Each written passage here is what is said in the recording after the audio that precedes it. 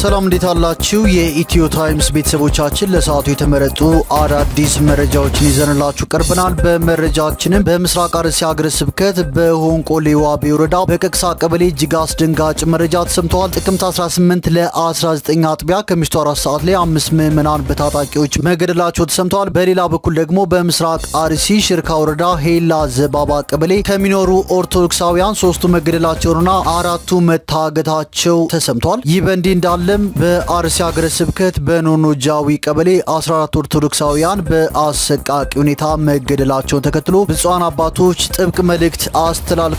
መልእክት ካስተላልፉ አባቶችም ብፁዕ አቡነ ሄኖክ ይገኙበታል። ብፁዕ አቡነ ሄኖክ በመልእክታቸውም በአካባቢው የሚገኙ ባለድርሻ አካላት በተደጋጋሚ በአማኙ ላይ የሚሰነዘረውን ጥቃት ሊያስቆሙና መፍትሄ ሊያበጁለት እንደሚገባም ጠቁሟል። በሌላ በኩል ደግሞ የአማራ ፋኖ ብሔራዊ ኃይል መግለጫ ሰጥቷል። የአማራ ፋኖ ብሔራዊ ኃይል ወቅታዊ ሁኔታን ታሳቢ በማድረግም 3 ጥብቅ መልእክቶችን አስተላልፏል። መረጃውን በዜናችን በዝርዝር እናስደምጣቸዋለን። ከዚህ መረጃ በተጨማሪ ደግሞ በሱዳን በፈጥኖ ደራሽ ኃይል ጦር በተያዘችው ኤልፋሸር ከተማ በተፈጸመ ጥቃት ከ2000 በላይ ሰዎች መገደላቸው ተሰምተዋል። ክቡራትና ክቡራን የኢትዮ ታይምስ ቤተሰቦች እነዚህንና ሌሎች ለሰዓቱ የተመረጡ አዳዲስ መረጃዎችን ይዘንላችሁ ቀርበናል። ቻናላችንን ሰብስክራይብ በማድረግ የደወል ምልክቷን በመጫንና መረጃውም ለብዙዎች እንዲዳረስ ላይክ በማድረግ እስከ መጨረሻው አብራችሁን ቆዩ።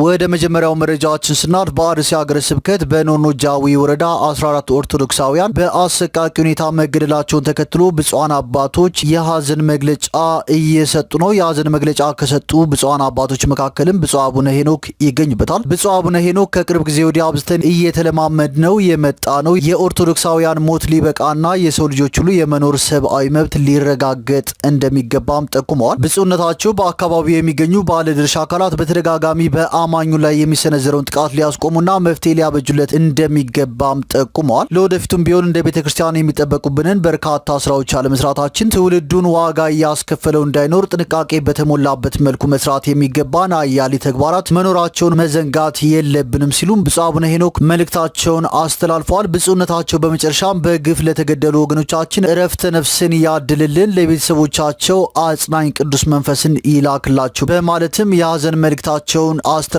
ከሰዓታት በፊት በወጣ መረጃ ደግሞ በምስራቅ አርሲ ሽርካ ወረዳ ሄላ ዘባባ ቀበሌ ከሚኖሩ ኦርቶዶክሳውያን 3ቱ መገደላቸውንና 4ቱ መታገታቸው ተሰምተዋል። በወረዳው ባለፉት 2 ዓመታት ከ115 በላይ ኦርቶዶክሳውያን መገደላቸውንና ከ16 በላይ አብያተ ክርስቲያናት መዘጋታቸው ታውቋል ሲል ማህበረ ቅዱሳን ቴሌቪዥን አገኘሁት ባለው መረጃ መሰረት ገልጿል። እንደ መረጃው ከሆነ ጥቅምት 17 ቀን 2018 ዓ.ም ከሌሊቱ 4 ሰዓት አካባቢ በምስራቅ አርሲ ሽርካ ወረዳ ሄላ ዘባባ ቀበሌ አርሴማ አጥቢያ የሚኖሩ ምዕመናን በታጠቁ ኃይሎች በአሰቃቂ ሁኔታ 3ቱ መገደላቸውና 4ቱ ደግሞ መታገታቸው ተገልጿል።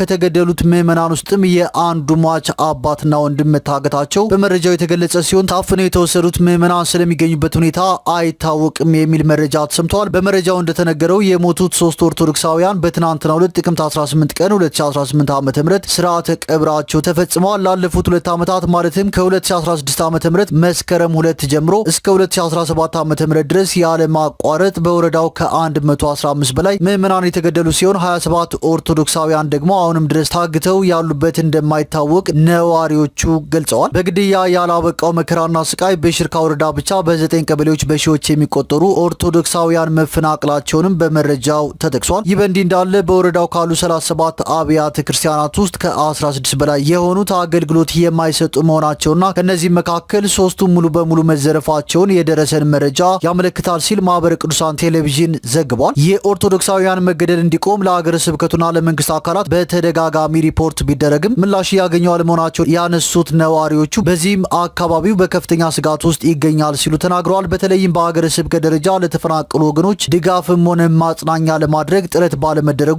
ማዘናቸውን የአካባቢው ምዕመናን እየገለጹ ይገኛሉ። እየደረሰ ያለው የሰው ህይወት እልፈት፣ መታገትና የንብረት ውድመት ችግር እልባት እንዲያገኝም የቅድስት ቤተክርስቲያንና የመንግስት ባለድርሻ አካላት አሁንም ትኩረት ሰጥተው ኃላፊነታቸውን እንዲወጡ ጥሪ አቅርበዋል። በምስራቅ አርሲ ሀገረ ስብከት በሆንቆሌ ዋቤ ወረዳ በቀቅሳ ቀበሌ ጥቅምት 18 ለ19 አጥቢያ ከምሽቱ 4 ሰዓት ላይ 5 ምዕመናን በታጣቂዎች መገደላቸውንም ምዕመናን በስልክ አድርሰውናል ሲል ማህበረ ቅዱሳን ቴሌቪዥን ጨምሮ ዘግቧል። የጥቃቱ ሰለባ ከሆኑት መካከልም የአንድ ቤተሰብ አባላት የሆኑት ሁለቱ ወንድማማቾችና ሁለቱ እህትማማቾች የሚገኙ ሲሆን በተጨማሪም አንድ ኦርቶዶክሳዊ ከቤተሰቡ አባላት ጋር መገደሉን በደረሰን መረጃ ለማወቅ ችለናል ሲል ዘገባው ጨምሮ ገልጿል። ይህ በእንዲህ እንዳለን በወረዳው በሚገኘው በቀቅሳ ቀበሌ የእግዚአብሔር አብ ቤተክርስቲያን አገልጋይ ታግተው መወሰዳቸው ታውቋል። በወረዳው 4 ቀበሌዎች የሚገኙ ሲሆን በያዝነው ዓመት ብቻ ከ10 በላይ ኦርቶዶክሳውያን መገደላቸው ተጠቅሷል። በአካባቢው የሚኖሩ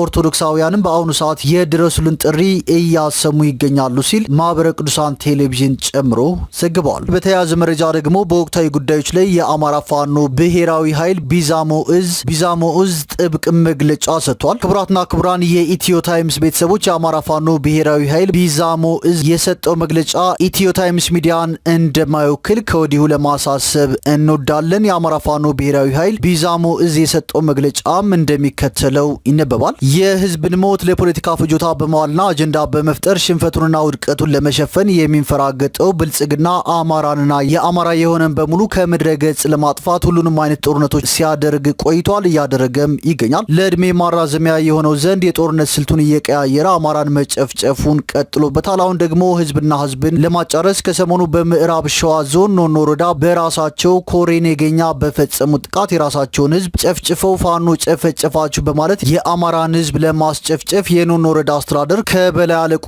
የተሰጠውን በኦሮሚያ ክልል ውስጥ የሚኖሩ የአማራ ህዝቦችን የመጨፍጨፍ ፕሮጀክት ለማስፈጸም የኦሮሞውን ማህበረሰብ ተነሱ፣ ትጥቅ መንግስት ያሟላላችኋል፣ እናንተ መነሳት ብቻ ነው የሚጠበቅባችሁ፣ ፈቃድም ይሰጧችኋል እያለ ቅስቀሳ እያደረገ ይገኛል። የምዕራብ ሸዋ ዞን ኖኖ ወረዳ አስተዳዳሪ አቶ ወንዳፍራሽ ሉሌሳ የኦሮሞ ማህበረሰብ ሰብስቦ እንዲህ ሲል ነበር አማራ ላይ የሞት አዋጅ ያወጀው። አልፎ አዋጁ የአማራ ጽንፈኛ አርሶ ሊበላ እንጂ የመጣው ማን ታገልልን አለው። እኛ ላይ ተቀምጦ ሊታገል አይችልም። እንዲህ አይነት ታሪክም እኛ ጋር የላቸውም። እኛንን ታግለን በሀገራችን እንዲኖሩ ያደረግናቸው እኛ ኦሮሞዎች ነን እንጂ ሌላ ብሔር አይደለም።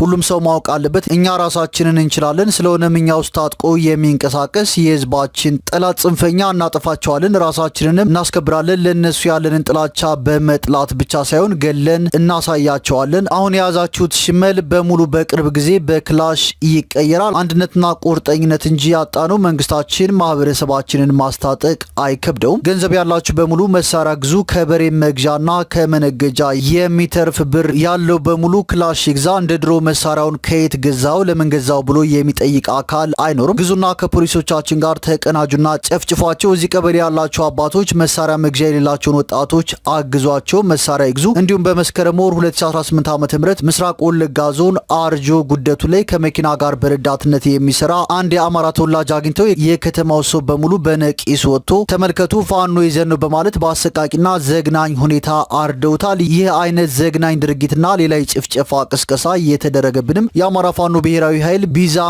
እዝ ክፍለ ጦሮች በተቆጣጠሩበት ቀጠና ዘር ቀለም ሳይለዩ ሰው በሰውነቱ ተከብሮ በሰላም ወጥቶ በሰላም እንዲገባ ሀብት ንብረቱ ተጠብቆለት እየኖረ ነው። የአማራ ፋኖ ብሔራዊ ኃይል ደቡብ አማራ ቀጠና አሳምነው እዝ ኦሮሚያ ክልል ውስጥ ዘልቆ ገብቶ ኦፕሬሽን ሲሰራ ጠላት ላይ ያነጣጠረ እንጂ ኦሮሞ ማህበረሰብ ላይ አይደለም። ምክንያቱም ፋኖ በጠላትነት የፈረጀው ህዝብ የለም። ለዚህ ደግሞ የኦሮሞ ማህበረሰብ ሕያው ምስክር ነው። ስለዚህ ያለውን ወቅታዊ ሁኔታ ታሳቢ በማድረግ የአማራ ፋኖ ብሔራዊ ኃይል ቢዛሞ እዝ የሚከተሉትን መልእክቶች ያስተላልፋል። አንደኛ፣ በኦሮሚያ ክልል የምትኖሩ መላው የአማራ ህዝብ ሽመልስ አብዲሳና ግብረ አበሮቹ የሞት አዋጁን ዳግም በከፋ ሁኔታ እያወጁብህ ነውና ራስክን የመከላከል ተፈጥሯዊ መብትን ተጠቀም፣ ራስክን ለመከላከል ዝግጁን። ሁለተኛ፣ የኦሮሞ ማህበረሰብ ጨፍጫፊዎቹ የሚነዙባችሁ የሐሰት ትርክት ላለፉት 7 ዓመታት ምን እንደደረሰባችሁና ምን እንዳተረፋችሁ ራሳችሁ ሕያው ምስክር ናችሁ። ከአማራ ወገንህ ጋር አጣሉ፣ የኦነግ ደጋፊ ነህ እያሉ ገደሉ፣ የነበረህን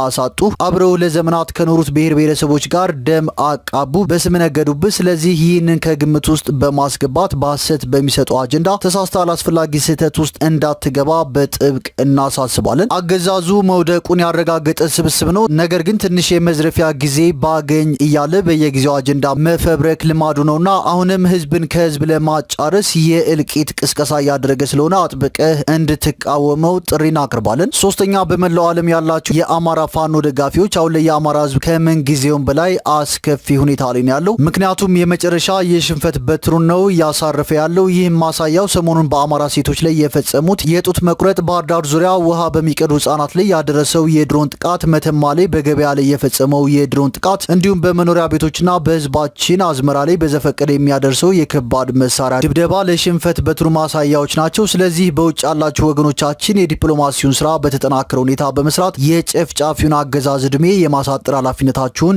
እንድትወጡ ስንል ጥሪያችንን እናስተላልፋለን በማለት የአማራ ፋኖ ብሔራዊ ኃይል ቢዛሞ እዝ በትናንትናው ዕለት መግለጫ አውጥቷል። ክቡራትና ክቡራን የኢትዮ ታይምስ ቤተሰቦች የአማራ ፋኖ ብሔራዊ ኃይል ቢዛሞ እዝ ያወጣውና በኢትዮ ታይምስ ሚዲያ የቀረበው መግለጫ የኢትዮ ታይምስ አቋም አለመሆኑን በድጋሚ ለማሳሰብ እንወዳለን። ወደ ቀጣዩ መረጃዎችን ስናልፍ በሱዳን በፈጥኖ ደራሽ ጦር በተያዘችው አልፋሽር ከተማ በተፈጸመ ጥቃት ከ2000 በላይ ሰዎች መገደላቸው ተሰምተዋል። በሱዳን የፈጥኖ ደራሽ ኃይሎች ወይም አርኤስኤፍ በቅርብ ቀናት ውስጥ በኤልፋሽር ከተማ ፈጸሙት በተባለ የጅምላ ግድያ ከ2000 በላይ ሰላማዊ ሰዎች መገደላቸው ተነግሯል። ፈጥኖ ደራሽ ኃይሎቹ ባሳለፍነው ቅዳሜና እሁድ በሱዳን ምዕራባዊ የዳርፉር ግዛት ውስጥ የምትገኘውን አልፋሽር ከተማ ከተቆጣጠሩ በኋላ ዘር ተኮር የጅምላ ግድያዎችና ሌሎች አሰቃቂ ድርጊቶችን መፈጸማቸውን የሚያመላክቱ ሪፖርቶች በመውጣት ላይ ናቸው። በአካባቢው የሚንቀሳቀሱ አክቲቪስቶች ያወጡት ቪዲዮ በፈጥኖ ደራሽ ኃይሉ ቁጥጥር ስር ባሉ አካባቢዎች ንጹሃን ዜጎችን በመግደል የሚታወቅ ታጣቂ መሬት ላይ የተቀመጡ ሰላማዊ ዜጎች ላይ ከቅርብ ርቀት ሲተኩስም ያሳያል። በሌላ በገለልተኛ አካል ባልተረጋገጠ ቪዲዮ ላይ እንደሚታየው ከተቃጠሉ ተሽከርካሪዎች መሬት ላይ በደርዘን የሚቆጠሩ ሰዎች ሞተው ተገኝተዋል። የሱዳን ጦር አጋር የሆኑት ኃይሎች በበኩላቸው ትናንት ማክሰኞ ባወጡት መግለጫ የፈጥኖ ደራሽ ኃይሎች ወይም አርኤስኤፍ በቅርብ ቀናት ውስጥ ከ2000 በላይ ንጹሃን ዜጎችን ገድለዋል ሲሉም ከሰዋል። በሱዳን ያለውን ጦርነት ከማህበራዊ ሚዲያ ከኤሌክትሮኒክስና ብሮድካስት ሚዲያ ከሚለቀቁ የፎቶና ተንቀሳቃሽ ምስሎች ወይም ኦፕን ሶርስ ኢንቴሊጀንስና ከሳተላይት ምስል በመጠቀም ሲከታተል የቆየው የያሌ ዩኒቨርሲቲ የሰብአዊ መብት ምርምር ማዕከል ፈጥኖ ደራሽ ኃይሉ ከፈጸመው የጅምላ ግድያ ጋር የሚጣጣም ማስረጃ ማግኘቱንም አመልክተዋል። ወደ ቀጣዩ መረጃችን ስናልፍ ኢትዮጵያና የአውሮፓ ህብረት ለ2025 ዓ.ም ዓመታዊ የድርጊት መርሃ ግብር የ90 ሚሊዮን ዩሮ የፋይናንስ ስምምነት ተፈራርመዋል። ኢትዮጵያና የአውሮፓ ህብረት የ50 ዓመታት አጋርነታቸውን የሚያጠናክር ለ2025 የአውሮፓ ህብረት ዓመታዊ የድርጊት መርሃ ግብር 90 ሚሊዮን ዩሮ የፋይናንስ ስምምነት ተፈራርመዋል። በአዲስ አበባ በተካሄደው የፊርማ ስነ ስርዓት ላይ የገንዘብ ሚኒስቴር ዴኤታ ሰመሪታ ሰዋሰውና በኢትዮጵያ የአውሮፓ ህብረት አምባሳደር ሶፊ ፍሮም ኢመስበርገር ስምምነቱን በይፋ ፈርመውታል። ስምምነቱ የአውሮፓ ህብረት አባል ሀገሮችና የፋይናንስ ተቋማት ሀብቶችን እውቀትንና ቁርጠኝነትን ባካተተ የአውሮፓ ቡድን አቀራረብ የተካሄደ መሆኑም ተገልጿል። የ90 ሚሊዮን ዩሮ ድጋፉ ከኢትዮጵያ የአገር ውስጥ ኢኮኖሚ ማሻሻያ አጀንዳና ከአውሮፓ ህብረት ግሎባል ጌትዌይ ስትራቴጂ ጋር በተጣጣሙ ስትራቴጂካዊ ጅማሮች ላይ ይውላል። ድጋፉ የመሬት አስተዳደርንና ዘላቂ የመሬት አጠቃቀምን በማጠናከር የብዝሃ ህይወት ጥበቃንና የአየር ንብረት ለውጥን የመቋቋም አቅምን በማሳደግ ላይ እንደሚውልም ተገልጿል። ወደ ቀጣዩ መረጃዎችን ስናልፍ በኮምቦልቻ ከተማ አስተዳደር ያለ አባሻሮ የሚባሉ ወንዝ ከፋብሪካ በሚወጣ ተረፈ ምርት ሳቢያ ባጋጠመው ብክለት በሰዎችና እንስሳት ጤና ላይ ጉዳት በመጋረጡ የሚመለከታቸው አካላት ዘላቂ መፍትሄ እንዲሰጡ ነዋሪዎች አሳስበዋል። ነዋሪዎቹ በተናገሩት መሰረት ከቀለም፣ ከሰል፣ እንጨትና መሰል ፋብሪካዎች የሚለቀቁ ተረፈ ምርቶች ወንዙ ላይ ያስከተሉት ብክለት በነዋሪዎች የጤና እክል እስከማስከተል ደርሷል። ነዋሪዎቹ የፋብሪካ ተረፈ ምርቶች ወንዝ ላይ ይለቀቃሉ። አሁን የፋብሪካዎች ቁጥር በጨመረ ቁጥር ወደ ወንዙ የሚለቀቁ ኬሚካሎች መጠንም እየጨመረ ነው። የወንዙ ብክለት በአካባቢው ማህበረሰብ ላይ የጤና ጉዳት እያደረሰ ነው ብለዋል። አንድ ጉዳዩን በደንብ እየተከታተሉትና በዘርፉ የተለያየ ስራ የሚሰሩ አካል በሰጡት ቃል ሰዎች ለመተንፈሻ አካላት በሽታ እየተጋለጡ ነው። አሰስመንት ሰርተን ነበር። በጣም ከፍተኛ የሆነ ጉዳት ነው የደረሰባቸው። ከዚያ ባለፈም አርሶ አደሮች የወንዙን ውሃ ይጠቀሙበታልና ጉዳት ያደርስባቸዋል ብለዋል። ብክለቱ ከዚህ ቀደም ችግሩ ይስተዋል ነበር ለሚለው ጥያቄም ከዚህ በፊት ፋብሪካዎች ትንሽ ነበሩ። እነዛ ፋብሪካዎች ተረፈ ምርታቸውን ድሮ ጀምሮ ወደ ወንዝ ይለቃሉ። አሁን የከፋ የሚያደርገው በርካታ ፋብሪካዎች አሉ፣ በተመሳሳይ ወንዝ ነው ተረፈ ምርታቸውን የሚለቁት ሲሉ መመለሳቸውን ቲክቫህ ኢትዮጵያ ዘግቧል። ይህን ጉዳይ አስመልክቶም የከተማ አስተዳደር ኮሚኒኬሽን አቶ አወል አማኑ ጉዳዩ በህግ ተይዟል፣ እንደ መንግስት የተጀመረ ነገር አለ፣ እየተሰራበት ነው ሲሉ ምላሻቸውን ሰጥተዋል። በተመሳሳይ ሁኔታ ጉዳዩ ይመለከታቸዋል የተባሉ ወይዘሮ ዘሪቱ ሁሴን በበኩላቸው ወንዙ ተበክሎ ተገኝቷል፣ ጉዳዩን ፖሊስ ይዞ በማጣራት ላይ ነው ያለው፣ በሰውና በእንስሳት ላይ ምንድነው የሚያመጣው ጉዳት የሚለው የፎረንሲክ ምርመራ ስለሚያስፈልገው ፖሊስ በማጣራት ላይ ነው ሲሉ ምላሻቸውን እንደሰጡም ቲክቫህ ኢትዮጵያ ጨምሮ ዘግቧል።